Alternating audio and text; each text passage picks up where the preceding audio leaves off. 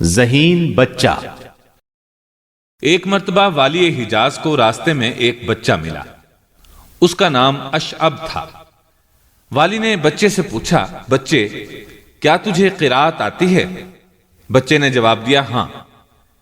والی حجاز نے کہا، کچھ پڑھو۔ بچے نے پڑھنا شروع کیا۔ اِنَّا فَتَحْنَا لَكَ فَتْحًا مُبِينًا، اے نبی، ہم نے آپ کو کھلی فتح عطا کر دی۔ امیر کو بچے کی یہ تلاوت بہت اچھی لگی، چنانچہ اس نے بچے کو 1 دینار دیا۔ بچے نے دینار قبول کرنے سے انکار کر دیا۔